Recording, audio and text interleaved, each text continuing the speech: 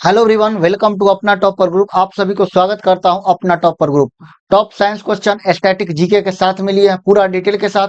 Video के last तक बने रहेगा, मजा आ जाएगा। फीडबैक जरूर दीजिएगा आपको कैसा लगा। चलिए स्टार्ट करते हैं। पहला क्वेश्चन है, एक तत्व के समस्थानिक में क्या होता है? इसमें होता है प्रोटोनों की संख्या समान होती है। अब देख लेते हैं कुछ इसका डिटेल। जैसे बोलेगा संभारित, तो संभारित क्या होता है? इसमें द्रव्यमान की संख्या क्या होता है? इसमें समान होता है। क्लियर है? अब एक होता है सम न्यूट्रॉनिक, इसमें होता है न्यूट्रॉनों की संख्या समान होता है। ठीक है ना? न्यूट्रॉनों की संख्या जो होता है क्या होता है? समान होता है। आपको इतना ध्यान रखना है। चलिए आगे क्वेश्चन देखते हैं। अगला पूछेगा, अगर बोलेगा कि परमाणु के नाभिक में क्या होता है? परमाणु परमाणु के नाभिक में, तो परमाणु के नाभिक में क्या होता है? तो परमाणु के नाभिक में क्या होता है? प्रोटॉन होता है और न्यूट्रॉन होता है। इसको आपको याद रखना है। और इलेक्ट्रॉन क्या करता है? बाहरी कक्षा में चक्कर लगाता है। अगला क्वेश्चन में आ रहा है, यहाँ पर बोला जा रहा है विश्व एड्स दिवस कब मनाया जाता है? विश्व एड्स दिवस मनाया जाता है 1 दिसंबर को, मतलब ऑप्शन डी। यहाँ पर देख लेते हैं एड्स का फुल फॉर्म। एक एड्स का फुल फॉर्म होता है एक्वायर्ड इम्यूनो डिफिशियंसी सिंड्रोम। यहाँ पर दिवस के बारे में बात किया, दिवस का। तो दिवस इंपॉर्टेंट वाला देख लेते हैं। जैसे बोलेगा अंतरराष्ट्रीय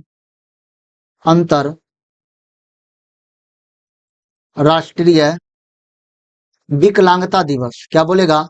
विकलांगता दिवस। विकलांगता अगर दिवस पूछता है तो कब हो जाएगा? ये हो जाएगा 3 दिसंबर को। ठीक है? बोलेगा नौसेना दिवस, अगर पूछता है नौसेना दिवस, ये कब होता है? 4 दिसंबर। कब? 4 दिसंबर। अगर पूछता है झंडा दिवस, क्या? झंडा दिवस, तो झंडा दिवस हो जाएगा आपका 7 दिसंबर। अगर पूछता है राष्ट्रीय उपभोक्ता दिवस, उपभोक्ता दिवस, अगर ये पूछता है तो हो जाएगा आपका 24 दिसंबर। ठीक है ना? ये याद रखना है। और बोलेगा विश्व अस्थमा दिवस, विश्व अस्थमा दिवस, अस्थमा दिवस, तो आपको हो जाएगा 11 दिसंबर। ये दिसंबर महीने का इंपॉर्टेंट दिवस था। चलिए अगला क्वेश्चन देखते हैं। आगे देखते हैं, घरेलू मक्खी का कारण होता है, जो घरेलू मक्खी होता है उसका क्या कारण होता है? तो हैजा होता है। ठीक है? अब हैजा देख लेते हैं। हैजा किससे होता है? तो ये होता है जीवाणु। किसका कारक क्या है? तो जीवाणु। अगला देखते हैं, यहाँ पर मधुमेह के बारे में दिया हो, तो मधुमेह क्या होता है? इंसुलिन की कमी। क्या होता है? इंसुलिन की कमी होता है। इंसुलिन की कमी से क्या होता है? मधुमेह रोग होता है। अगला होता है कैंसर। क्या होता है? कोशिका का अनियंत्रण विखंडन। क्या होता है? कोशिका का अनियंत्रण अनियंत्रण विखंडन, अनियंत्रण विखंडन होता है। ठीक है ना? वो क्या होता है? कोशिका होता है। आपको इतना याद रखना है। चलिए और बोलेगा एक एडिशन रोग होता है। एडिशन में क्या होता है? एडिशन रोग यहाँ पर आप जो देख रहे हैं इसमें क्या होता है? जो होता है एड्रिलिन हार्मोन जो होता है ना, एड्रीनलिन, ठीक है ना? एड्रीनलिन, एड्रीनलिन हार्मोन, हार्मोन की क्या हो जाता है? कमी हो जाता है। इसमें एडिशन रोग में एड्रीनलिन हार्मोन जो होता है उसका कमी हो जाता है। इस रोग में क्या होता है? पाचन जो होता है ना, पाचन की क्रिया कम हो जाता है। पाचन क्या होता है? कम होता है। और जब पाचन नहीं होगा तो क्या होगा? भूख लगेगा क्या? भूख नहीं लगेगा। तो इसको आपको याद रखना है। क्या? भूख की कमी हो जाती है। ठीक है? चलिए अगला क्वेश्चन देख रहे हैं। क्वेश्चन नंबर 4, सबसे हल्का रेडियो एक्टिव तत्व कौन सा है? तो सबसे हल्का रेडियो एक्टिव तत्व है ट्राइटियम। ये ट्राइटियम किसका है? हाइड्रोजन का समस्थानिक है। तो हाइड्रोजन का समस्थानिक हम देख लेते हैं। हाइड्रोजन के कितने समस्थानिक है? हाइड्रोजन के समस्थानिक। क्लियर है? तो हाइड्रोजन के समस्थानिक कितने हैं? तो होते हैं 3। अब देख लेते हैं कौन कौन है। एक होता है प्रोटियम। क्या होता है? प्रोटियम। ठीक है? एक होता है ड्यूटेरियम, ड्यूटेरियम। ठीक है? अभी आपने एक देखा ही ट्राइटियम। आपको याद रखना है हाइड्रोजन के 3 समस्थानिक होते हैं, प्रोटियम, ड्यूटेरियम और ट्राइटियम। अगर पूछता है हाइड्रोजन बंधन किसमें होता है, हाइड्रोजन बंधन, जो हाइड्रोजन बंध जो होता है किस किस में होता है, तो सिर्फ और सिर्फ यहाँ जो लिखवा रहा है उसी में होता है। वो क्या है, फ्लोरीन है, क्लोरीन है और नाइट्रोजन है। कोई डाउट है, इसी में हाइड्रोजन बंधन होता है तीन को में। अगर पूछता है H2S में हाइड्रोजन, H2S है ठीक है ना, एक मिनट, H2S है, हाइड्रोजन बंध है इसमें क्या, तो हाइड्रोजन बंध इसमें हाइड्रोजन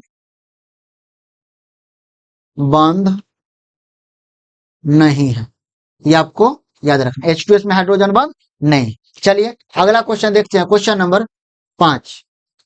क्वेश्चन नंबर 5 में बोला है मानव त्वचा का रंग देने वाला वर्णक क्या होता है, तो मानव त्वचा का जो रंग देता है वो क्या होता है, मेलानिन होता है, ठीक है ना। आगे बढ़ते हैं, जैसे मेलानिन की अधिकता से अधिक अगर हो जाता है, अधिक होता है, तो मेलानिन जब अधिक हो जाता है तो रंग कैसा हो जाता है, काला रंग हो जाता है। क्या होता है, काला रंग। और जब मेलानिन की कमी हो जाता है, कमी हो जाता है, तो रंग जो होता है त्वचा का वो कैसा हो जाता है, उजला रंग हो जाता है। कैसा हो जाता है, उजला रंग हो जाता है। इसको आपको याद रखना है। आप यहाँ पर देखिए एक दिया हुआ रोडोप्सिन, ये किसमें होता है, रोडोप्सिन जो होता है रेटिना में पाया जाता है। किसमें होता है, रेटिना में पाया जाता है, तो इसको आपको याद रखना है। अगला बोलेगा यहाँ पे अगर रंग के बात किया गया तो पत्ती का जो हरा होता है, पत्ती हरा किसके कारण होता है, तो याद रखिएगा क्लोरोफिल के कारण। किसके कारण, क्लोरोफिल के कारण। इसमें बोलेगा कौन सा हरा पत्ती में कौन सा धातु होता है, अगर धातु पूछेगा तो कौन हो जाएगा, मैग्नीशियम Mg। इसका परमाणु संख्या कितना होता है, 12 आपको बता चुके हैं। अगर बोलेगा रंग का बात किया है, टमाटर में बताइए जो लाल होता है किसके कारण होता है, तो लाइकोपीन। क्लियर है। अगर पूछता है दूध का पीला रंग, दूध जो होता है पीला होता है किसके कारण, तो याद रखिए कैसीन के कारण क्या होता है, पीला, ठीक है ना। चलिए अगला क्वेश्चन देख रहे हैं, क्वेश्चन नंबर 6। यहाँ पर आइए 6 नंबर में बताया गया है डेंगू बुखार का संचरण जो होता है किसके कारण होता है, मच्छर के कारण। मतलब ऑप्शन ए, इसका कारक क्या होता है, विषाणु होता है। कैसा बोलेगा, कैसा रोग है, तो ये विषाणु जनित रोग है, ठीक है ना। चलिए यहाँ पर डेंगू ज्वर में जो होता है इसी में हड्डी तोड़ बुखार होता है। क्या होता है, हड्डी तोड़ बुखार। हड्डी तोड़ बुखार जो फीवर लगता है यही डेंगू में ही लगता है, ठीक है ना। ये अचानक महामारी का भी रूप ले लेता है, ठीक है ना। चलिए अगला क्वेश्चन देख रहे हैं, क्वेश्चन नंबर 7। इसमें इतना ही। अगला देखिए यहाँ पर 7 नंबर क्वेश्चन बोला है शुष्क सेल में जो ऊर्जा संग्रहित रहता है वह कैसा रहता है, तो शुष्क सेल में जो रहता है कैसा रहता है, रासायनिक ऊर्जा रहता है। अब बोलेगा आपको क्वेश्चन की शुष्क सेल का विद्युत वाहक बल कितना होता है, तो शुष्क सेल का विद्युत वाहक बल 1.5 वोल्ट होता है। इसका यूज कहाँ होता है, जो हम प्रयोग करते हैं शुष्क सेल का वो होता है टॉर्च में, रेडियो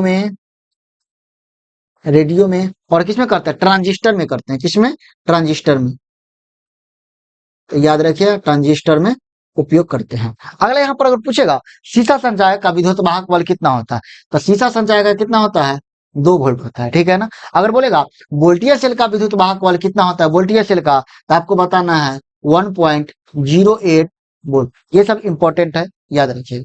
चलिए आगे बढ़ रहे हैं, क्वेश्चन नंबर 8।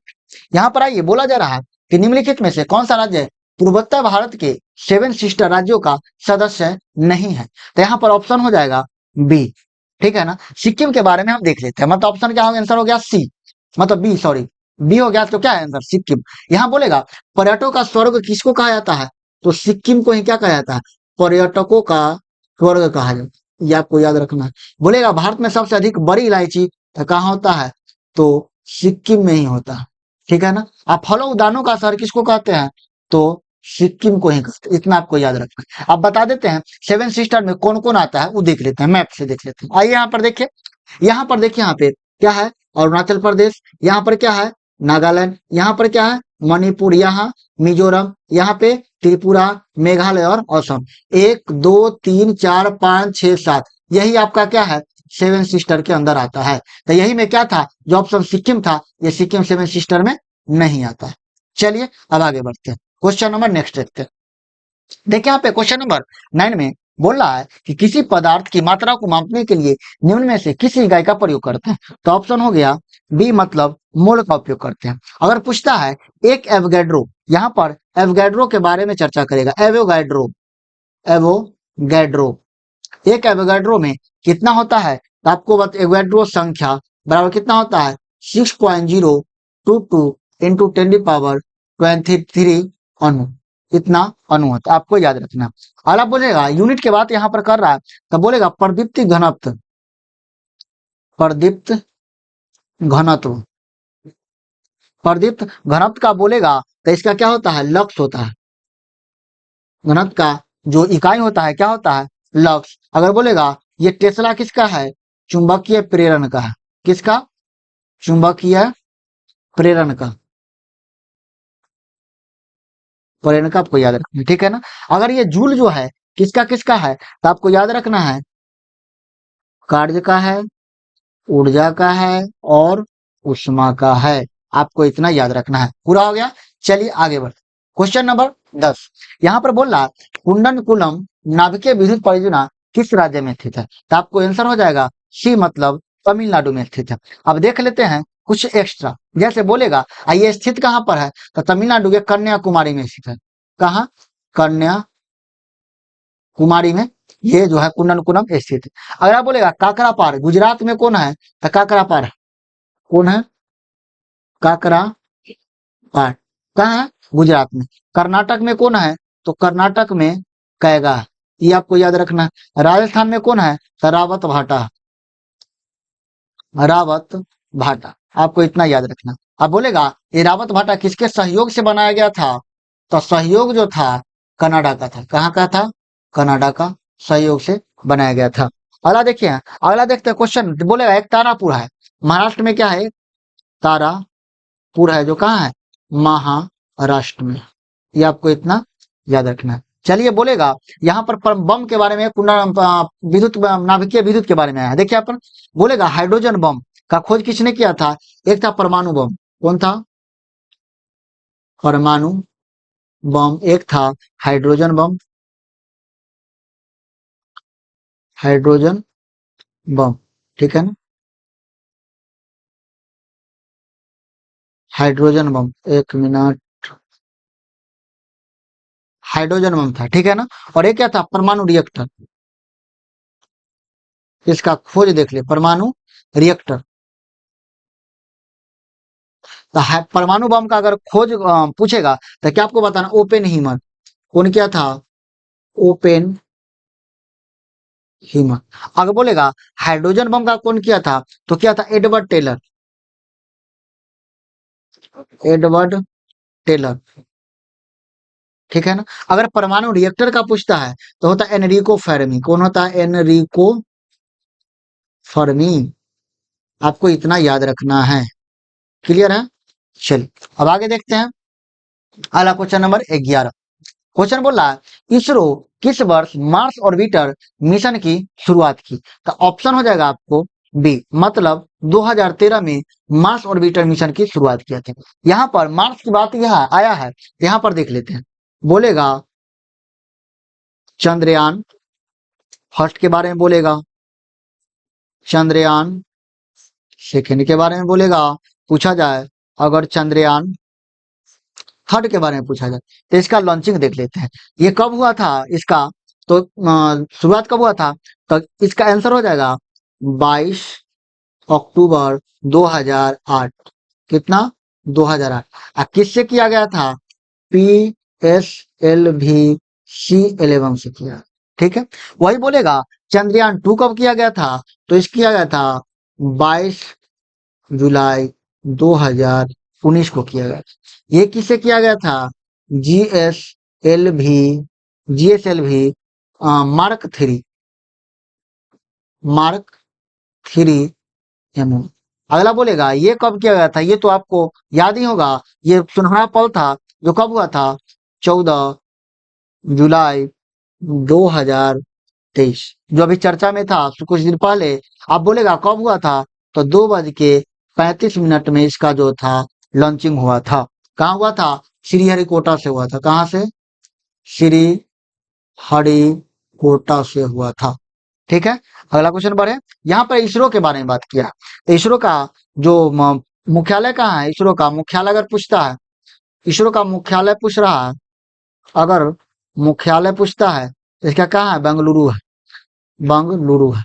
ठीक है ना, इसको याद रखना। इसरो का फुल फॉर्म क्या होता है, तो इंडियन स्पेस, इसरो का देख लेते हैं, ISRO, Indian space research organisation, ये आपको याद रखना है। अब भारत का पहला उपग्रह पूछेगा तब कौन हो जाएगा, भारत का पहला, भारत का पहला अगर पूछता उपग्रह, उपग्रह कौन है, तो आर्यभट्ट। कौन है, आर्यभट्ट। ठीक है ना। अब कब हुआ था बोलेगा, 19 अप्रैल 1975। आपको इतना याद रखना। चलिए क्वेश्चन नंबर 12 में अगला है बढ़। ठीक, बोला सबरीमाला मंदिर कहाँ स्थित है, तो सबरीमाला मंदिर जो है केरल में स्थित है। क्वेश्चन नंबर 12 का ऑप्शन हो जाएगा ए। चलिए, ये सबरीमाला मंदिर जो है कौन भगवान है, तो भगवान अयप्पा को समर्पित है। ठीक है ना, भगवान अयप्पा। बोलेगा ये क्यों भगवान के समर्पित है, तो भगवान अयप्पा है इनके लिए। लेकिन इनमें जाने के लिए प्रतिबंध था, महिलाओं को प्रतिबंध था, किनका जाना, महिला का। लेकिन अब नहीं है, सुप्रीम कोर्ट ने क्या किया है, सुप्रीम कोर्ट ने इसको हटा दिया गया। ठीक है ना, सुप्रीम कोर्ट क्या किया, रद्द कर दिया इसको, जब जा सकते हैं। ठीक है ना। और बोलेगा सूर्य मंदिर उड़ीसा में कौन सा है, तो सूर्य मंदिर। चलिए आगे देखते हैं। अरे बोलेगा दिलवारा का जैन मंदिर कहाँ है? मंदिर के बारे में थोड़ा देख लेते हैं। दिलवारा का जैन मंदिर कहाँ है, तो दिलवारा का जैन मंदिर माउंट आबू राजस्थान में है। माउंट आबू में है। माउंट आबू कहाँ है, राजस्थान में। तो आपको इतना याद रखना, क्या है, राजस्थान में। ठीक है ना। अगर पूछता है विष्णुपद मंदिर कहाँ है?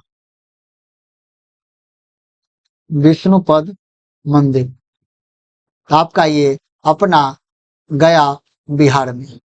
ठीक है ना, आपको इतना याद रखना।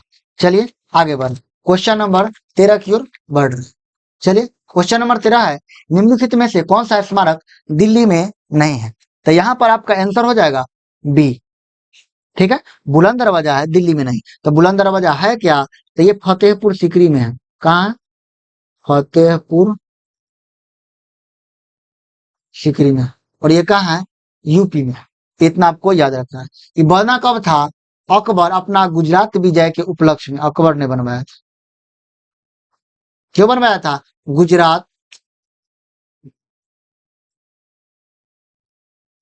विजय के उपलक्ष्य में, आपको इतना याद रखना है। आगे बढ़े, जैसे बोलेगा अकबर का मकबरा कहाँ है, अकबर का मकबरा, तो ये हो जाएगा सिकंदरा में। कहाँ है, सिकंदरा में। इतना आपको याद रखना है। बोलेगा अगर बीबी का मकबरा कहाँ है, एक मिनट, बीबी का मकबरा कहाँ है, बीबी का मकबरा कहाँ है, औरंगाबाद में। औरंगाबाद महाराष्ट्र में। कहाँ है, महाराष्ट्र में है। ठीक है ना, याद रखिए औरंगाबाद कहाँ है, महाराष्ट्र में। चलिए आगे बढ़, क्वेश्चन नंबर जैसे कुछ आगे बढ़। 14 नंबर बोला जा रहा है कि महात्मा गांधी ने साबरमती से लेकर दांडी तक प्रसिद्ध नमक मार्च शुरू किया था। दांडी गुजरात के किस जिले में है, तो गुजरात के नवसारी जिले में। आपको इसको याद रखना है। बोलेगा यहाँ जो हुआ था सब शुरुआत कब हुआ था, नमक मार्च जो शुरुआत हुआ था, नमक मार्च जो शुरुआत हुआ था कब हुआ था, 12 मार्च 1930 को। कोई डाउट है, कितना समर्थक थे, समर्थक इसमें जो थे कितना थे, 78 थे। बोलेगा दूरी कितना था, तो दूरी लगभग में, लगभग जो था 384 किलोमीटर। ठीक है, बोलेगा ये यहाँ पर पहुंचे कब थे, तो 24 दिन बाद, 24 दिन बाद। कब पहुंचे 24 दिन बाद, 5 अप्रैल 1930 को। 5, एक मिनट, 5 अप्रैल 1930 को पहुंचे थे और 6 अप्रैल 1930 को जो है दांडी में ही मुट्ठी भर नमक लेकर क्या किए, कानून को तोड़ा। आपको इतना याद रखना। चलिए क्वेश्चन नंबर नेक्स्ट बढ़ते हैं, क्वेश्चन नंबर 15। यहाँ पर बोल रहा है स्वराज मेरा जन्मसिद्ध अधिकार है और मैं इसे लेकर रहूंगा। ये किसने बोला था, किन्हें बोला था, कौन बोले थे, ये बाल गंगाधर तिलक थे। चलिए अब कुछ और देख लेते हैं जो बोले थे। देखिए आगे देखते हैं क्वेश्चन, देखिए यहाँ पे बोलेगा इनकलाब जिंदाबाद, इनकलाब जिंदाबाद और साम्राज्यवाद का नाश हो, किन्होंने बोला था, ये बोले थे भगत सिंह। एक मिनट, भगत सिंह, ठीक है। अगर बोलेगा तुम मुझे खून दो मैं तुम्हें आजादी, तो कौन बोले थे, सुभाष चंद्र बोस, सुभाष चंद्र बोस। अगला बोलेगा पूर्ण स्वराज आराम हराम है, ये कौन बोले थे, जवाहरलाल नेहरू। कौन थे, जवाहरलाल नेहरू, जवाहरलाल नेहरू। सारे जहां से अच्छा हिंदुस्तान हमारा हमारा, कौन बोले थे, इकबाल। ऐसे ही बहुत सारे क्वेश्चन कोशिश करेंगे और बेस्ट करने की। हर दिन वीडियो आएगा रात 9 बजे, इसलिए सपोर्ट करते रहिए, फीडबैक जरूर दीजिए, ठीक है। फिर मिलते हैं अगले वीडियो में। Thank you.